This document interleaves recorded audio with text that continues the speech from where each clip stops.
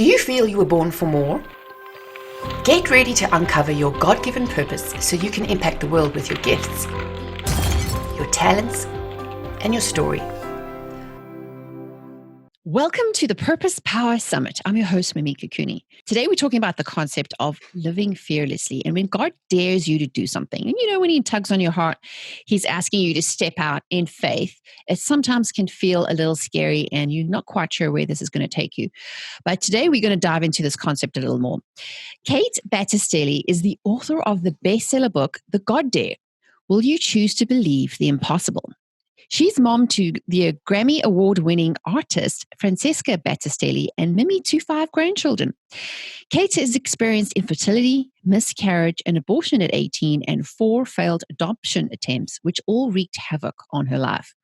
Kate is 1/3 of the popular Mom to Mom podcast, bridging the generational gap with a biblical example of mentoring in every season of motherhood. So welcome, Kate. I'm so excited to have you here today. Thank you for having me, Mimika. It is a pleasure to be here.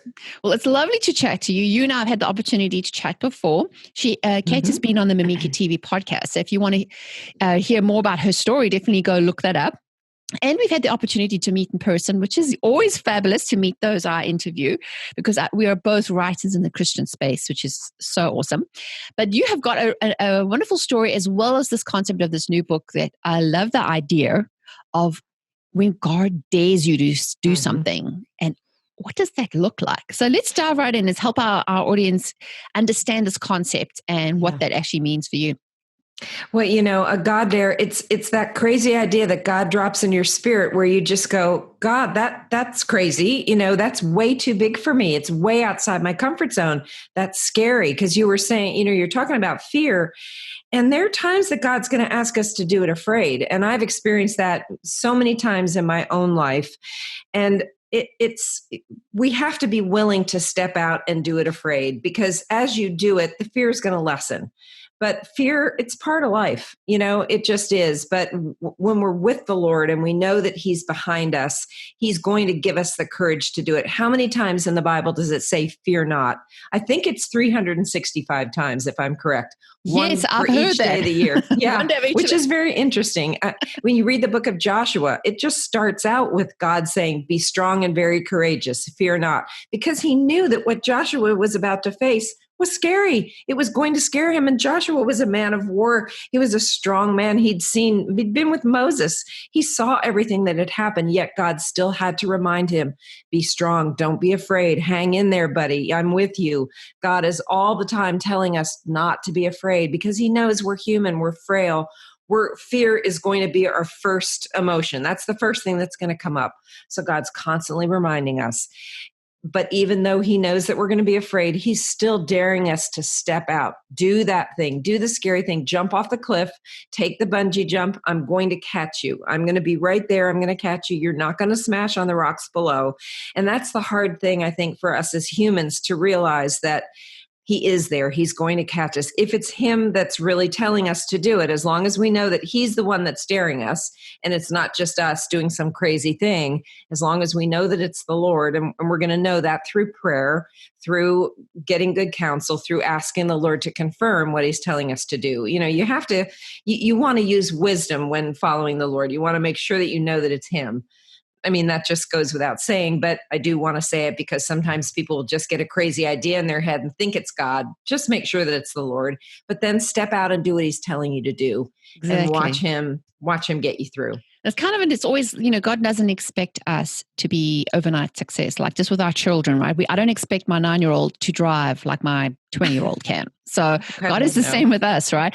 When he asks us to take that step of faith, it's not because we're relying on our own strength. And I know we hear this, and maybe when we've grown up in the church and there's, Sunday school, we've heard this, God's not given me a spirit of fear. And sometimes it could seem great to say the words, but actually believing it can sometimes feel hard, because I think, wouldn't you say, Kate, that we've become so used to, as humans, especially in this society, to be driven by our feelings and our emotions, that if it doesn't feel right, and sometimes God's a little opposite to that. Wouldn't you say, like when he asks you to step out, it doesn't feel very comfortable breaking out of that comfort zone?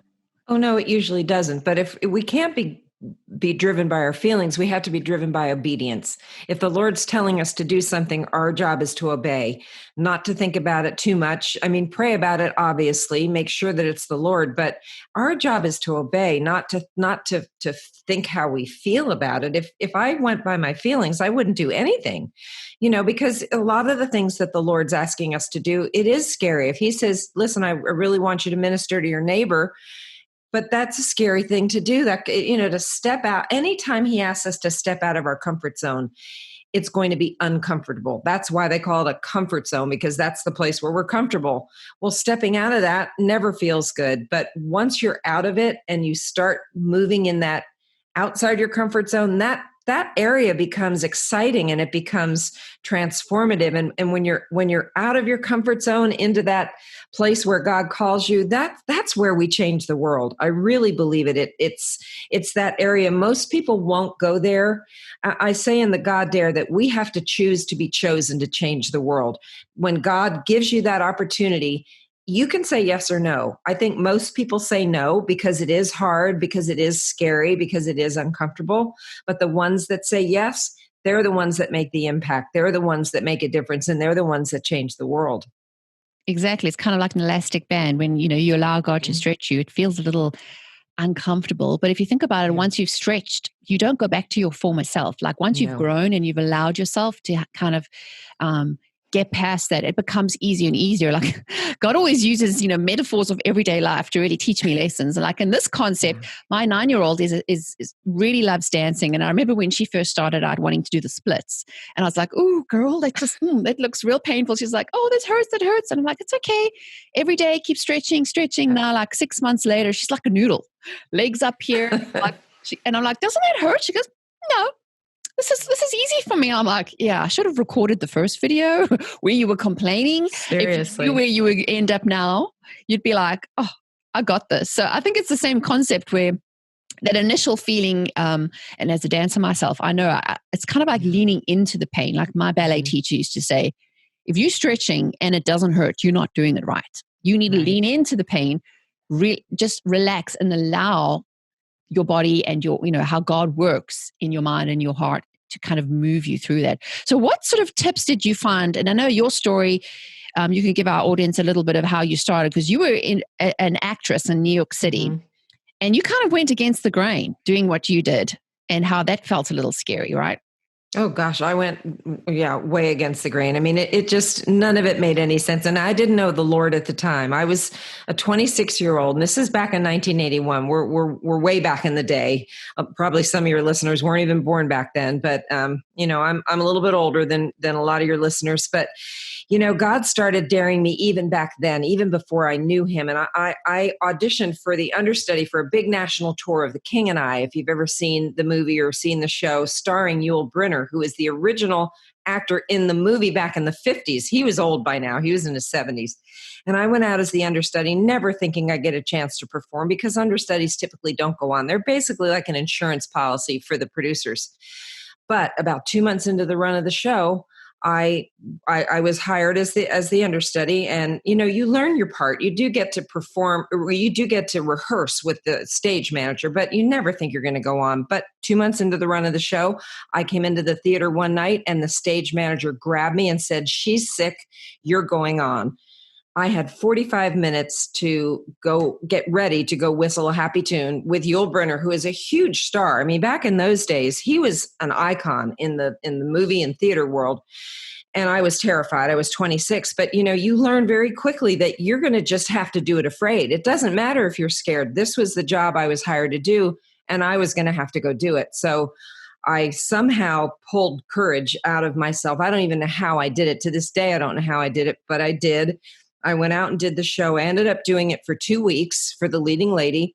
Then she got better and came back to the show, and I went back to the chorus. Well, about 2 months later, the producers called me up one day and said, "We have sent the leading lady home. We've bought out her 2-year contract, and we're offering you the part of the leading lady." And what I've learned now is that never happens. They don't give understudies leading lady roles. They will go to New York and hire another leading lady and bring her in. It just doesn't happen that way, but it did for me. And I look at it now and I see it almost as a prophetic picture of something that God was doing with me. At the time, I didn't know because I didn't know the Lord. But now I look at it and I go, Lord, especially a show like that, The King and I, and now it's like the king and a tiny little I, but I just see God has such a sense of humor. It just cracks me up when he does stuff like that. But I ended up taking over the role. I met my husband on that show. I did that show all over the country. It was a big national tour, about almost 3 years, about 1,000 performances with Yul Brynner. I was nobody. I mean, I'm still nobody, but back in those days, I was unknown, and God lifted me out of the chorus into probably one of the biggest parts for a female in all of musical theater. I got to do that. I mean, I still look at that and it just astounds me. But then the Lord, once my husband and I got married, we were still pursuing our careers. He was a conductor on Broadway and did all that. I was still trying to I just wanted to be famous and win a Tony. But once we gave our hearts to the Lord about a year after we got married, God started really working on our hearts and daring us to lay everything down that we'd worked all our lives for, and just beginning to say to us, you need to lay that down. That's not the life that I have for you. I don't want you to be in that world. I want you to do something else. And we got good counsel. We got prayer from good, mature believers. And the more we prayed, the more we knew we need to lay that life down, walk away completely into just home business, homeschooling. We ended up moving out of New York and eventually down to Orlando, where we raised Francesca there. We only had our one child. I'm the crazy woman who wanted 5 kids, but God said, nope, you're having one, which was hard for me. It took me a while to get used to that idea, but the Lord, we have to let Jesus pick our future. He gets to pick. I don't get to pick. But it was just interesting the way the Lord began just, he has his twists and turns, his 90-degree turns, the way he orders our steps. And it was just interesting how even back then he was beginning to dare us to follow him, to be faithful in as we were faithful in the things that he was laying in our path. He started to, one thing after another, just make it clear. But it took time till we kind of could grasp where he was taking us and what he was doing. But it's been an interesting path that we've been on. And that's really goes to that sort of point of like, sometimes we think we know what we want, and we think we know what's best for ourselves, until God says, that's not really what is good for you. And sometimes we can be going down the path, and in his graciousness, there's always grace for a season. I always believe that, no matter where you're at. But when God says it's time to move, it can feel very uncomfortable. So in your case, this is something you've probably trained and dreamed about your whole life. Then overnight, something happens, shifts you into another situation, which, if for everybody listening, you could be in that situation where all of a sudden your normal is not normal anymore. Something is new. You're forced to do something, or something that you've been used to doing, whether it's having a job or running a business, or, like for us parents, like all of a sudden we're homeschooling. Not that I chose to be a homeschooling mom, but we are learning and we're finding a groove. But there's joy in that too. Like I'm seeing things in my 9-year-old that I wouldn't have been able to see when she's in school. So I think there's a lot of that joy that the Lord brings us when we allow that. So for those who are in that situation, who perhaps are feeling that right now and are like, well, how can God ask me to lay this down? Like, what does that look like? What actionable tips could you offer them? Like, what did you actually do? And you mentioned prayer. Obviously, that's a given before you make the move. But what other things did you find helped you move you into that new season or that new situation?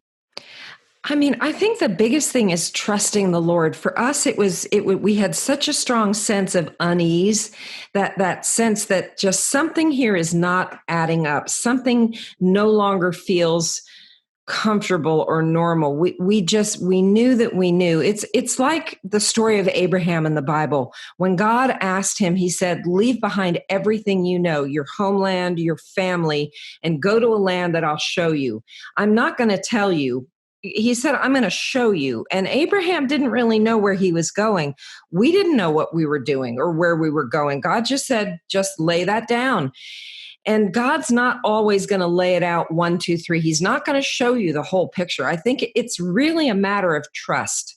How deeply do you trust me? Are you going to take this one step at a time? I'm only going to show you. He typically doesn't show you 10 years down the road. He might show you next week or next month. Here's what it's going to look like right now. I'm asking you just to trust me in the next step. And if we're willing to do that, then he'll unveil it. I think we just really, more than anything, it's prayer and trust. There's nothing else that we can do other than that. There's really no 1, 2, 3. It's really just a matter of trusting God and baby being steps, willing right? to be. Yeah, Just taking those little steps. Because it's like you said, if you think about it, if God had to give us our life plan for even say 10 years in advance, you'd be like, oh no, I can't do that. No. Like for real, No. like don't choose me, and he knows he's not going to freak us out by giving us more than we can bear. But at the same time, I think we still have a choice that even though God has a destiny for us, we can choose which path we take. And like you said, there's one thing I think I feel strongly about is that there's seasons. And I think a lot of us sometimes fight the seasons. If we look at nature, God has us in a winter season where the land lies fallow. You don't do anything. You let it regenerate. Then there's a planting season, and then there's spring and summer. So, and I think like in your situation, when you were given the opportunity to be on stage in that Broadway show, you had the grace, and once the grace lifts or once the season changes, there's nothing you can do to really force it and to kind of try to keep that door open when God closes it. So if people are listening and they're feeling like, okay, God's closing this door, what was probably worked for last season, but they're in a transition, they're in a shift, what kind of words of wisdom could you offer them to kind of move in that? Because the in-between season can be hard, right? It's like, what do we do? Yeah, it can be. And like you were saying, if you were to see too far ahead, like if we were able to see in December what we're in right now, none of us would have said, oh, bring that on, Lord. That sounds great. Let's all be home and have our kids home, that when we don't know have a clue what we're doing, none of us would have said yes to this season. None of us would have liked it or welcomed it with open arms, but here it is. We're all kind of stuck in this weird, what twilight zone is what it feels like to me. It's just so weird. But I mean, I think we really just have to embrace it, to embrace the not knowing it. We're all in that to an extent in life right now. But for those of you that you're just sort of transitioning out of one thing, but you're not sure what this next thing is that you're going into, it's okay to take a pause right now and just be okay with not knowing. There's a grace for that too. I think, that God will give you that grace to say you don't have to have all the answers. We're so desperate sometimes that we have to know everything. Lord, you have to show me everything right now. And he doesn't. And sometimes he just won't, sometimes he just wants us to, I think, rest in that in-between place and be okay with not knowing, just love him in that place, just delight in who he is, no matter whether he's giving us the answers that we want and need or not. And I've had to do that myself with just answers to questions with different health issues and things that I've been dealing with in the last couple of years, things he's not giving me answers on, things he's not healing and making right for me, that I'm just like, okay, Lord, well, you're not fixing that. But I'm not going to let that stop my love for you and my seeking you and knowing you better. You know what I mean? We still have to press in the areas where we can press in, even where we might not be getting answers, but continue to press in to know him better, even if you're not getting the answers. That's really the answer that I can give you for the people that are in that place. Yes, exactly. And it sometimes can feel uncomfortable because that's the whole point. Yeah. I almost always think about it as if you're too comfortable, you're not going to see the reason to change. Like if it's like nothing changes or nothing shifts, if there's no pressure that makes you feel like you need to move in a certain direction. And even, wouldn't you say, even taking a step, even if it's the wrong step, at least you will know. It kind of eliminates the options. Like, okay, God, what are you saying to me? Does it mean I need to maybe do something small, like maybe read a book or take a course or listen to a podcast or like you're doing today, listening to the summit? This is a step in the right direction. It's moving you towards somewhere. And I think we just need to get comfortable with the uncomfortable. Wouldn't you say? Yeah, we have to right now, and get comfortable with the unknown, because none of us ever really know. And especially right now, because who knows what's happening in this country, what's going on. We don't know what the government's doing. We don't know what tomorrow brings. We don't know when these checks that are supposed to come are coming. None of us know anything what's coming tomorrow. We don't know what the country's going to look like 6 months from now. So we don't know that. And we don't know what's happening in our individual lives from one day to the next. So we have to get comfortable in the unknowing. But that's a good place, because that's where we can develop intimacy with the Lord, because he knows. And if I can trust that he knows, I can trust myself with him. I know that he loves me enough to just share with me what I need to know right now, and I don't need to know everything, because he knows everything. I can trust that he does, like a good father, like a good papa. I can just go to him and rest my head on his shoulder and know that he's got it covered. I just don't need to worry about it. Exactly. And especially now with this whole fear mongering that's going on. And I think a lot of us can get so caught up in what, shoulda, woulda, coulda, and in the whole thing. And I think we just need to get comfortable, as you said, letting go, because there is a lot of peace when you let go and you stop trying to strive and hustle and, manipulate and make things go a certain way, the way we think we got to go. And for me, I'm excited because this is an opportunity for a reset. Like hashtag the rat race has been cancelled. Like, I mean, in the last how many generations has this ever been where we've had a pause? Probably in the last 100 years. Yeah. We have this opportunity to really step back and think, because this society has got us running on a treadmill for so long that a lot of us have not had the opportunity to do this. So even with the fear, I think it's important that we, as you said, just learn to let go. So that is so awesome. I appreciate that. So tell our audience, a little bit more about how they can find you online and connect with you, because you've got some great resources. Sure. I have a website, katebattistelli.com, which has, blog posts and lots of recipes. I love to cook. That's my other little thing. I'm just a amateur chef. So I love doing that. And then all my social media is just Kate Battistelli. So I'm easy to find. If you can spell my name, you're good. And you should be able to spell it from this. You have it on there. And then, and my books are on Amazon and Barnes & Noble and all the places that you can find me. So that's exciting. And as we mentioned in the intro, you're the mom to Francesca Battistelli, which is a wonderful Christian artist. I love her music and definitely been hearing a lot of her songs coming up lately, which is great. So she must be finding this really exciting for her as well. That, things that she's created in secret are now providing encouragement to others who need it. So it just shows you never know, right, where things lead you. You just don't. It's God. God has been very good. And it's funny that I wanted 5 kids and I didn't get them. I got 1, but she just had her 5th baby. So God has a sense of humor. Yeah, it's amazing. It's amazing. But she's got all 4. She's got, her 5th little baby, but then the 4 that were in school are all home. So she's also just trying to figure all this out, that 4 little ones at home and schooling them and teaching them and doing all that she's doing. So she's the seasons amazing. Of life, right? Just embrace truly where we are. And I think, just letting the ebb and flow and just going with the flow. And I think it's going to be exciting of what will happen on the other side, as long as we can just stay positive and stay out of fear. And awesome. Well, I'm going to say thanks so much for sharing your wisdom. And as I said, if you've enjoyed what Kate had to share today, make sure to share it with your friends. I'm sure you know someone who needs to hear these words of encouragement. And if you want more freebie resources that are only available for those who are watching the summit, go to mimikacooney.com and click on the summit tab. We have a bunch of goodies that we have. Our speakers are giving away freebies, so make sure to connect with them there, download their resources. It's really to help you move to your purpose so you can step out and do and be what God has called you to be. So thanks again, Kate. Always lovely to chat to you, and we definitely hope to connect with you soon too. Thank you, Mimika. It was a pleasure to be with you today. Well, thanks everyone. Until next time, take care. If you want more free resources that we only share with our newsletter community, go to mimikacooney.com and sign up today. We have great resources like ebooks, inspirational screensavers, printables, and exclusive access to our community.